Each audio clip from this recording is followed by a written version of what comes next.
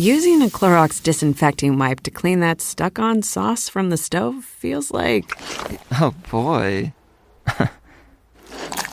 That tickles. Stop. It feels like coming home to your needy corgi after a long day. Best part of the day, finally. With Clorox, clean feels carefree. Clean feels good. Use as directed.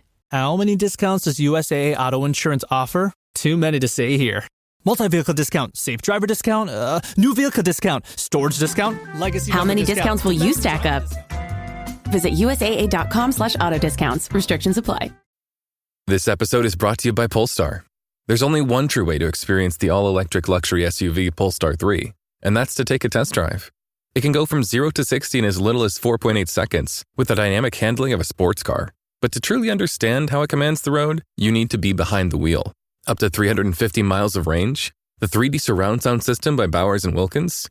It's all something you have to experience to believe. So book your test drive for Polestar 3 today at polestar.com.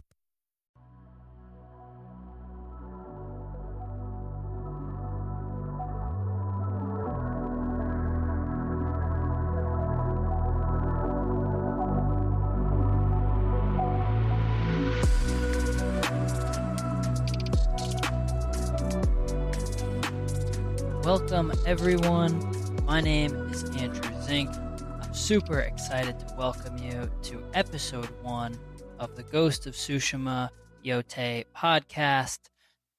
This episode 1 is going to be about the prologue, the intro of the Ghost of Tsushima, along with, just some historical context and information to go along with it.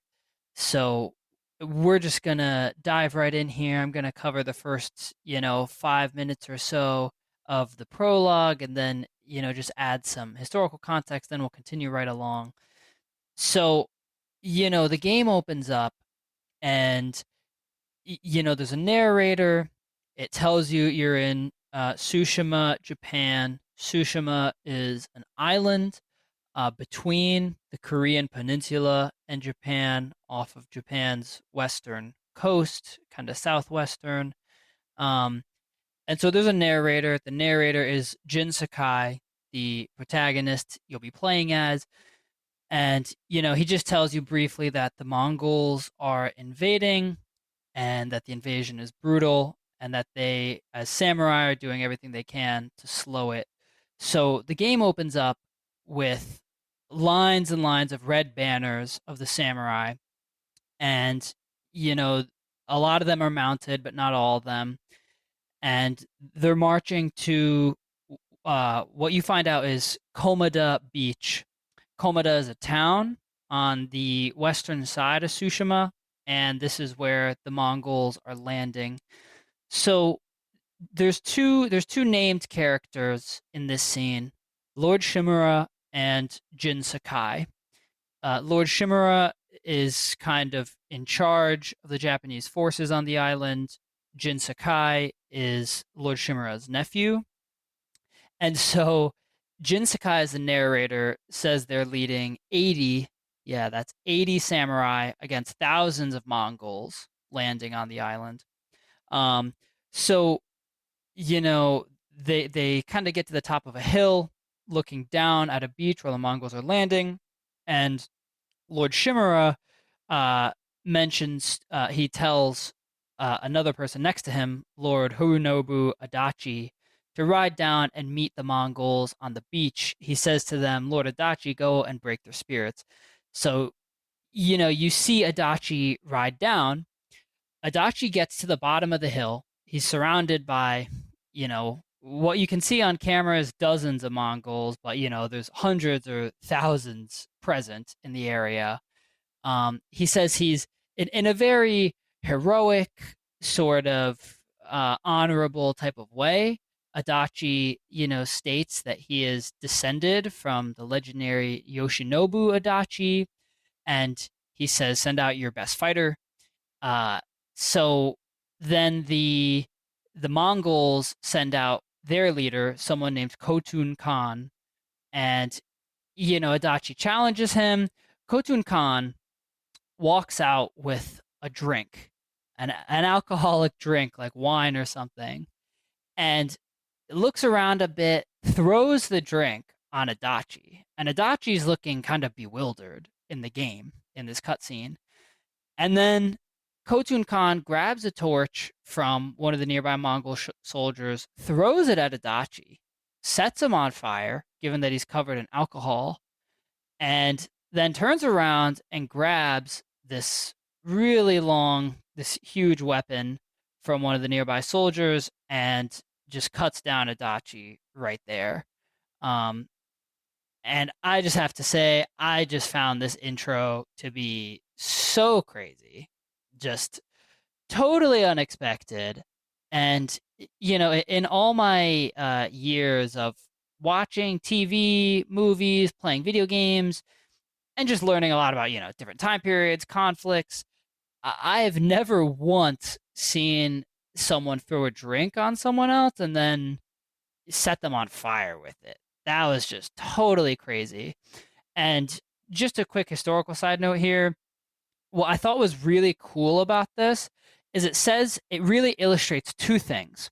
Right away, it illustrates that the Japanese samurai are following a code and a certain set of rules, and the Mongols are not. The Mongols do not follow that code. They are not adhering to a type of honor in the same way that the samurai are. And so, Khotun Khan, this character in the game, meets this challenge with what the samurai would consider to be a totally dishonorable way to conduct yourself in the fight. But the second thing I thought worth mentioning here is that it does also show a ton of ingenuity. One, like I mentioned before, to throw a drink on someone, and what I really loved about Adachi's reaction is it's kind of how I almost feel like any of us would respond if someone threw a drink on you. Even if you're not, in 13th century Japan in the middle of a war zone, I think your first reaction is you'd probably spend 5 seconds kind of mouth agape, looking at yourself as you're drenched, being like, what just happened? Why'd you do that? And then for Khotun Khan to follow it up the way he did and just instantly win this fight, it was just an ingenious move. And so it tells you a lot about Khotun Khan and the strategies of the Mongols and kind of how, part of how some of this game is going to play out. So, after this happens, the camera pans back to the top of the hill, and Jin Sakai and Lord Shimura and the rest of the Japanese forces are in shock, and they're kind of horrified. And so Shimura says, an enemy that's dishonorable deserves no mercy. And so these, once again, about 80 samurai begin a downhill charge. And this is where it transitions from a cinematic cutscene to gameplay. And I just want to say right here, right now, this might be just one of the sickest game openings I've ever played, at least in recent memory. Some of my personal favorites of game openings could be Mass Effect 2 or Mass Effect 3, but objectively, in terms of just sheer dopeness, this is up there. So, Shimura tells the Japanese forces on top of the hill to open fire. They have a bunch of archers behind you that you kind of can't see, but so then tons of flaming arrows start flying overhead from behind you towards the Mongol forces on the beach.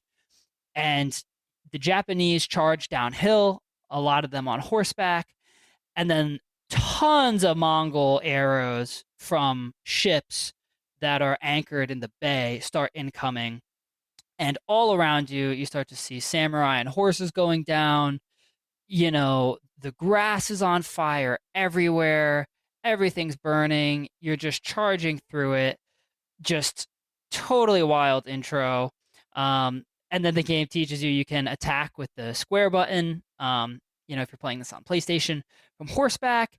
So you ride down the hill, get to the bottom. There's a huge crowd of Mongol soldiers, and the Japanese cavalry kind of, ride through them as much as they can, take down as many of them as they can.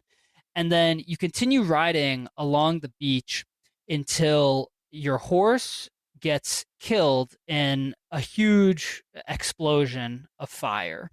And again, the whole time there's arrows, there's fire arrows and explosions incoming from the Mongol ships. So then, yeah, you get thrown from your horseback, and the scene kind of cuts to black for a second. You get saved by Shimura, and then you're on foot. So I want to just take a quick pause here and just add in just a couple historical details, and then from here on out, for probably the rest of this episode, I'm just gonna get through it on what happens in the game. So yeah, I just want to preface this by saying that I want to make sure that the historical information that we have is accurate and sourced properly. So I pulled some information from a place called worldhistory.org, from an article written by a person named Mark Cartwright, who's a full-time writer, researcher, and historian with a master's in political philosophy. And yeah, it's an article about the Mongol invasions of Japan. There were two of them, in about a 200-year time period from around 1100 to 1300. And this article has a bibliography of 13 different sources, so it's well sourced, and that's where the following information is going to come from, primarily right here. So they don't say the year in the opening of the game, but the real life Mongolian invasion of Japan began in 1274 AD, and it's confirmed in outside sources that is when this game is taking place. So in the game, that they refer to the Mongols, simply as the Mongol Empire or the Mongols. They also had kind of a second name, which was the Yuan dynasty. And at this time, the Mongols had captured all of Korea and most of northern and kind of central China. And they established the Yuan dynasty from that, and it was the first foreign dynasty that ever ruled China. And so before hitting mainland Japan in 1274, the Mongolians actually did hit the real life islands of Tsushima and Iki. So I thought that was good to know. And then the antagonist, the villain that's established, Khotun Khan, he is not a real person, but he's kind of just a representative of Kublai Khan, and he just represents the Mongolians in this game. All the characters are fictionalized. All the named characters are fictionalized. And yeah, just to give you a sense of what the numbers were like here, the sources estimate that there were 16,600, anywhere between 16,600 and 40,000 soldiers in the Mongol invasion force. And the exact size of the samurai forces, it wasn't listed here, but it was small. It was very small, and I think it was around something like 80 samurai. Maybe it was a couple hundred in real life, but yeah, I mean those odds are just nuts to consider. So again, in real life, the Mongol invasion was met with significant resistance on Tsushima, and that was kind of documented and talked about. And the defenders of Tsushima were led by someone named So Sukukuni. Eventually, obviously, the Mongols had superior numbers and weapons, so they captured Tsushima in kind of a few days in real life.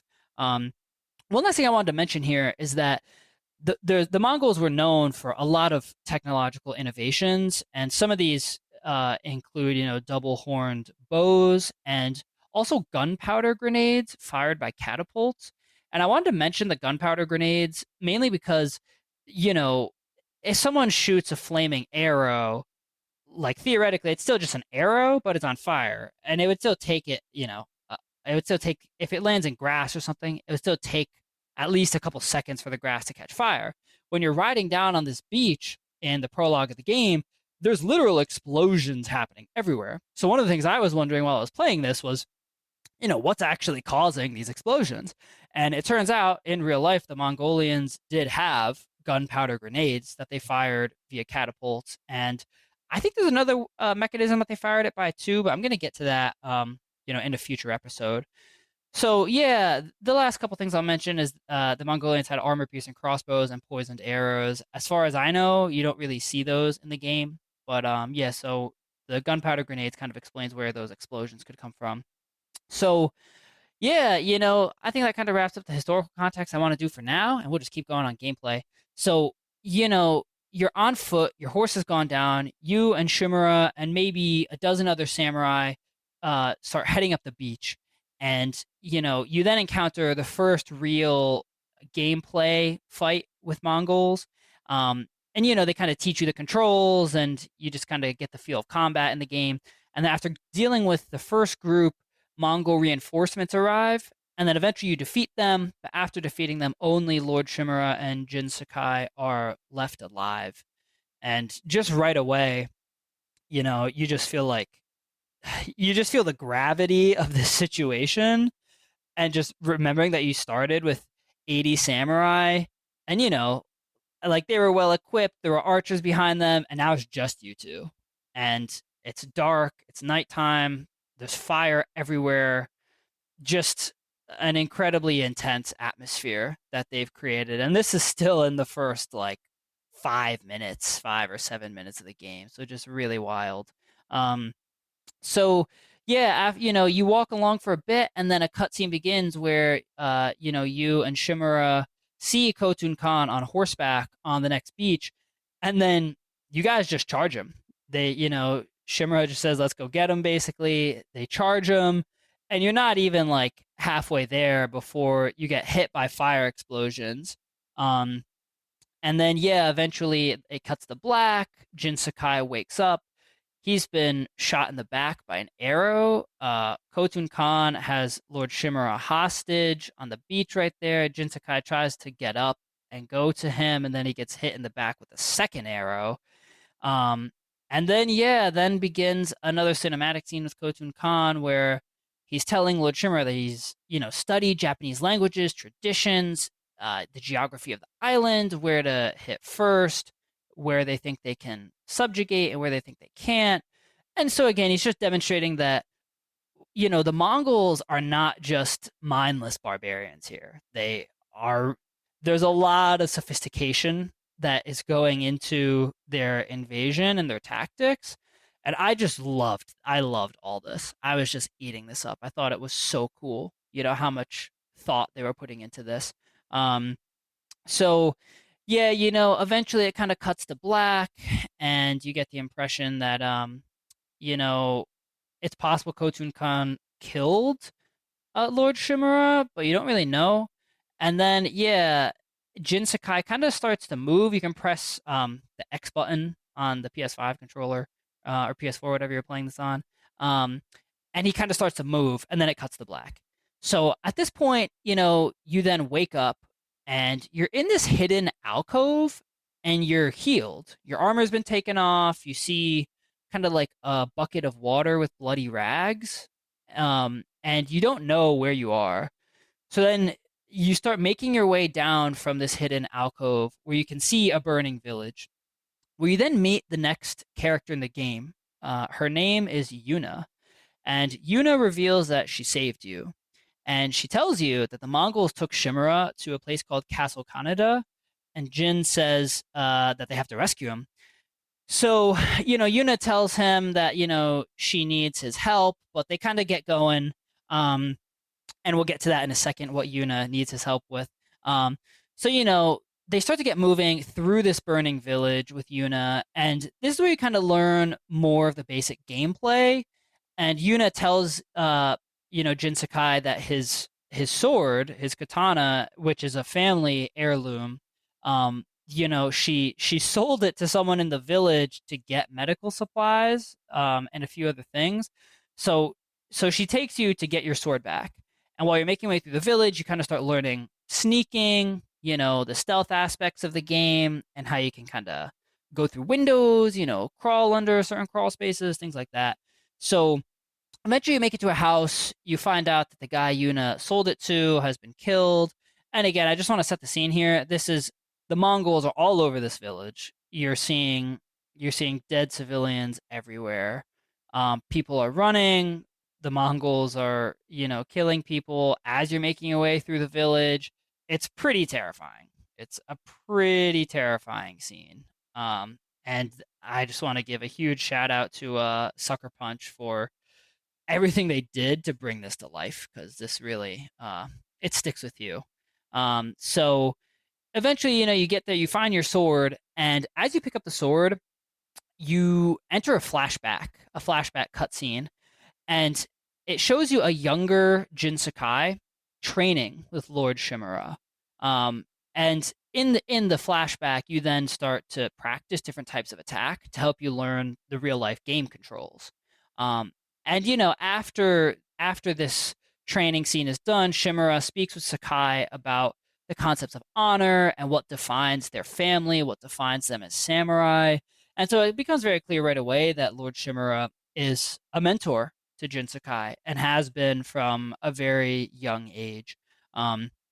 So yeah, the last thing I want to mention about this scene is in this training area, it is just so beautiful. It is just the most aesthetically beautiful thing ever. There's these beautiful red leaves that are just falling all around you. And it's just gorgeous. And I just want to start by saying this might be one of the most aesthetically beautiful games I've ever seen. Maybe I've ever played before.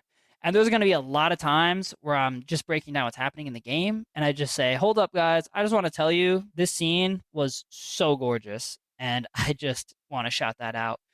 So shout out Sucker Punch again. So the flashback ends, and you start the first fight with a Mongol who comes upon you in the house where you found the sword.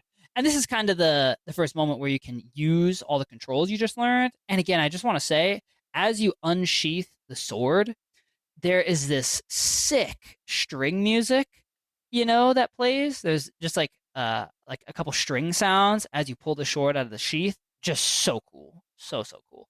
So then, yeah, you defeat the one guy, you kind of make your way forward through the village, and eventually you start getting, closer to some stables. And there's a scene where you're hiding with Yuna. There's 4 Mongolian soldiers out in the open. You're kind of crouched down behind a rock. And Yuna tells you that she needs you alive to save her brother, Taka. And that Taka has been abducted, but she thinks he might be alive still. So I found this scene just almost comical in that Yuna says to him, you can't just go out there and fight all 4 of those guys on your own. Like, there has to be a better way to do this. And I need you alive to help me save my brother. And Jin basically just says to her, like, I'm a samurai, I have honor. And he just walks out, challenges them straight up. And you then, your character, you play and you cut down all 4 of these guys, which is just nuts. To imagine that in real life, someone being skilled enough to win a 1-on-4 fight like that is just crazy. Hey, it's Paris. I love sparkly things, right? Like stars. Duh. And thanks to Hilton and AutoCamp, I just slept under them. Picture me, serving looks by the fire outside my luxurious Airstream, making s'mores with the kids, while a national park is our backdrop. The great outdoors meets Hilton hospitality. That's hot. Explore all the new ways to stay at Hilton.com. Hilton for the stay. Finding a new job is stressful. But with Indeed, it doesn't have to be. Just fill out your Indeed profile with your skills, experience, and desired salary. The more you fill out, the better your matches will be. And hearing from hiring managers will be 2 times more likely. Relax. That's your Indeed profile sending opportunities your way. Indeed, the world can work better.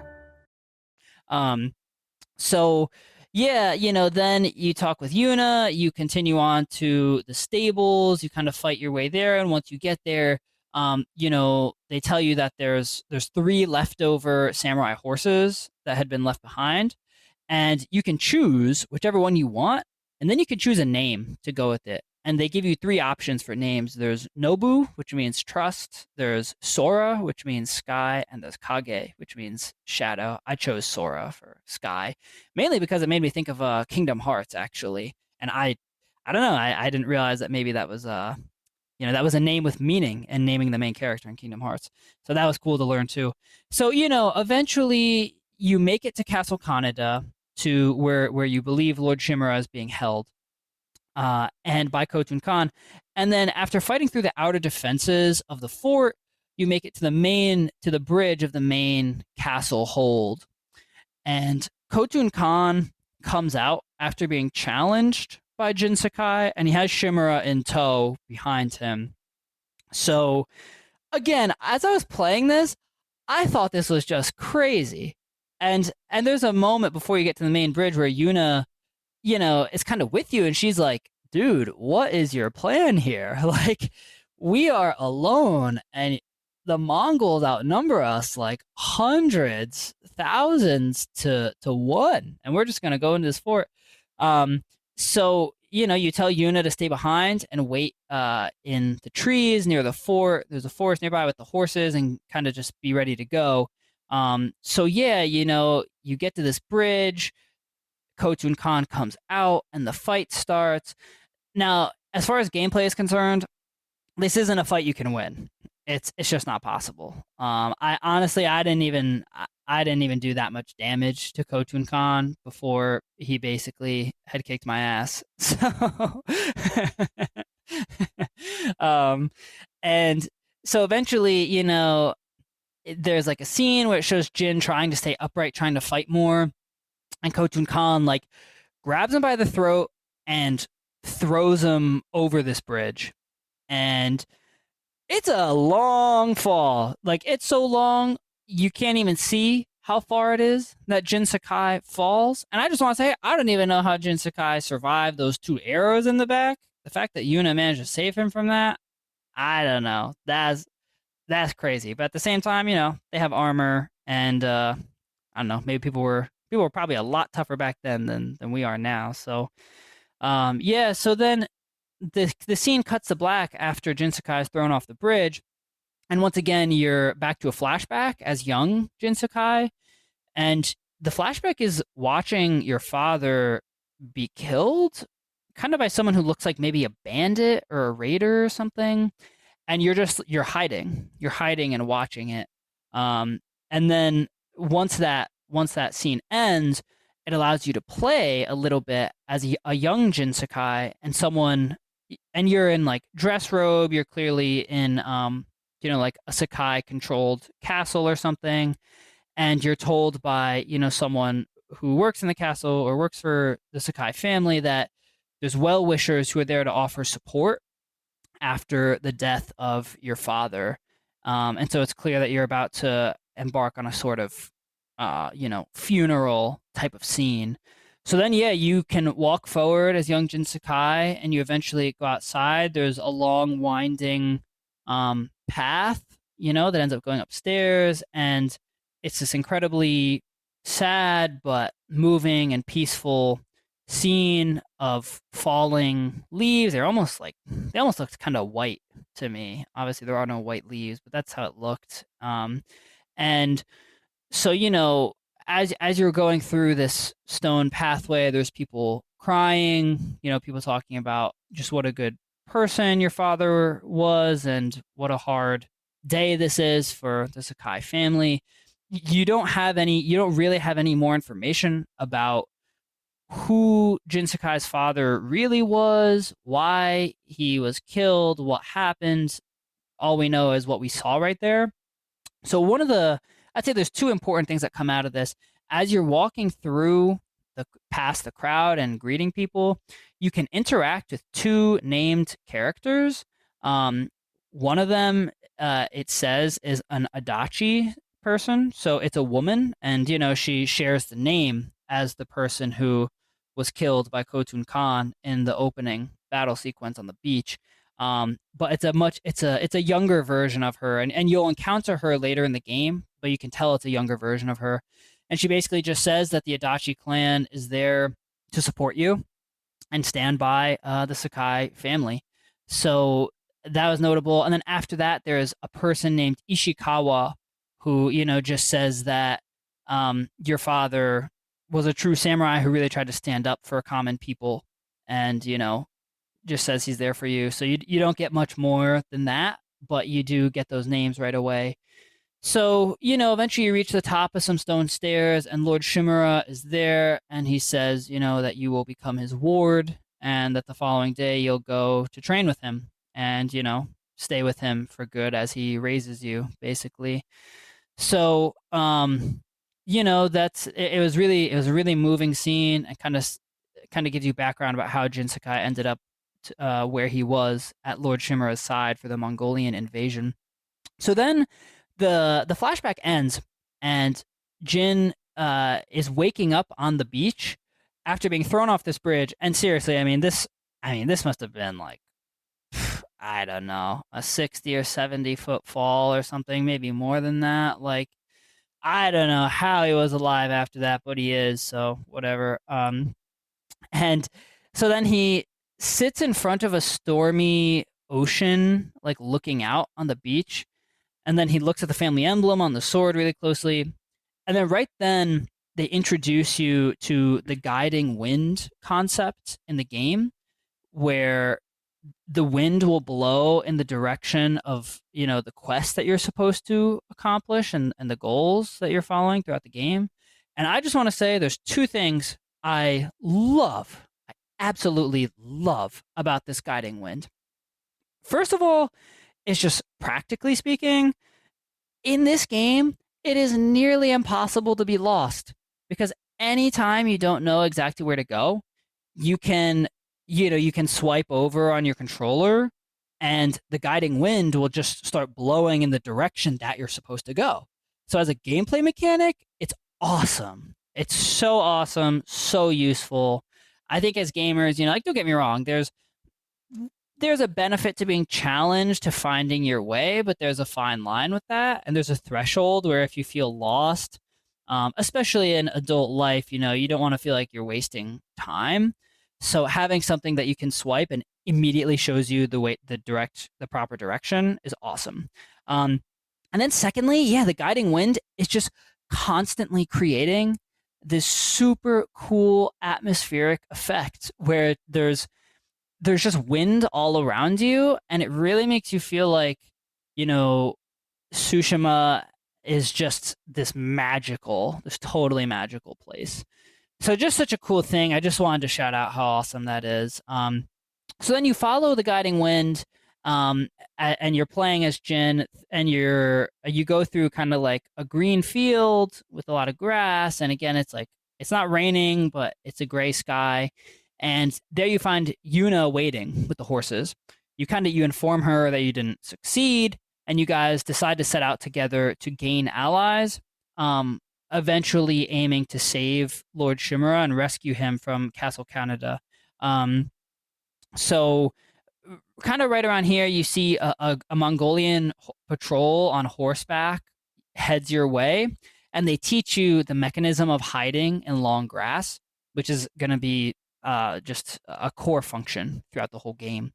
So after the Mongolians pass, you guys make a plan, and Yuna said she got a tip that her brother Taka was taken somewhere around a village or a place called Kechi, and she's going to go there and ask around about her brother, and Jin Sakai pledges to help save her brother, and after that, that's a quest along the way to saving Lord Shimura. So yeah, then this scene kind of ends, and this is pretty much almost the end of the prologue here.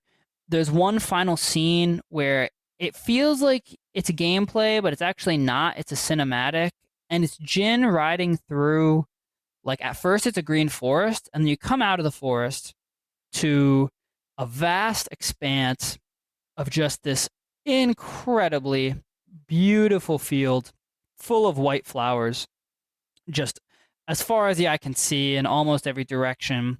And then there's a lake right there, and the lake is named. You can see it right at the end of the scene, and right as you get out into this field, the game title is introduced. It says Sucker Punch presents Ghost of Tsushima, and I just want to say once again, this was so beautiful. This scene was just aesthetically so gorgeous. The sun kind of came out and is shining over the field of white flowers. I mean, just multiple times throughout this prologue, it was just breathtaking. And so then, yeah, after the game title fades from the screen, it pops up on the screen, Act 1, Rescue Lord Chimera. And, you know, a map pops up, and then right then and there, like, all your menu options pop up where you can click the start button and check out your gear, spend points on techniques, and all this stuff that you'll start to use as you start Act 1. So, yeah, and Act 1 is rescuing Lord Chimera. That's where the game is going to start. So, yeah, at this point, that is going to wrap up this first episode of the prologue. We're going to have another episode out shortly about Act 1 and, you know, where the story goes from there. But overall, I thought this prologue was incredible. I mean, just really, really spectacular. I was super excited to see where the story goes from here. And the historical context was super fascinating. I thought the characters that were introduced were really cool, and I wanted to learn more about them. You kind of like everyone right away. And yeah, I think that's really all I got on this so far. And I hope you guys enjoyed this first episode.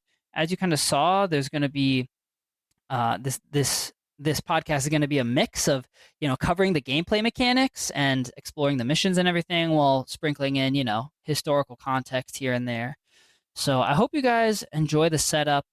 If you have any suggestions about anything, you can reach out to us on any of the channels and social media platforms listed in the show notes here.